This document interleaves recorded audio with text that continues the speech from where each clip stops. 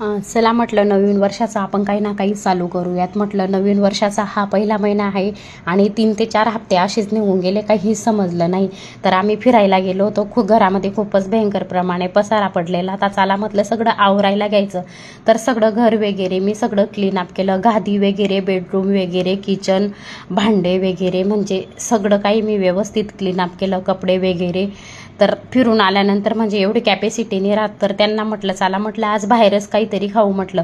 मग बाहेरच काही खाण्यानंतर मग लगेच ते म्हणाले राईस प्लेटच खायची. तर राईस प्लेटच खाऊ म्हटलं, कारण आमचा बेत केव्हा पण होतं तर फक्त आम्ही राईस प्लेटच खातो. असं दुसऱ्या अदर्स गोष्टी नाही खात. आता जसं की मोमोज वगैरे, पिझ्झा वगैरे, बर्गर वगैरे अशा गोष्टी आम्ही कधी म्हणजे खातच नाही. प्लॅन झालाही तर मग राईस प्लेट, काही भाजी पोळी ह्याच गोष्टी आम्ही खात असतो. तर आम्ही निघालो होतो. तर इथं आज एवढी काही ट्रॉफिक वगैरे होती नाही. तर आम्ही इथं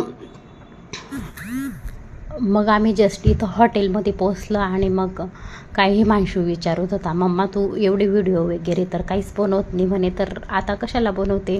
म्हटलं मला बनवायचे. तर म्हटलं न्यू इयर्समध्ये काही ना काही चालू करत राहायचं म्हटलं. तर मी ते केलं. म्हटलं मग हॉटेलमध्ये बसल्यानंतर मग जेवण वगैरे करू. मग तोपर्यंत थाली आली. तिथं राईस प्लेट भांगवली. तिथं त्या आल्या 2. मग त्याच्यामध्ये राईस, डाळ, गोबीची भाजी, कढी, पापड, लोणचं, ताक असं त्याच्यामध्ये आलं. मग आम्ही म्हटलं चला थोडंसं जेवण झालं तर फिरून घेऊ म्हटलं.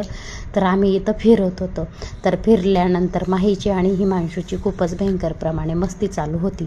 मग समोरच एक बाजार असतो त्या दिवशी.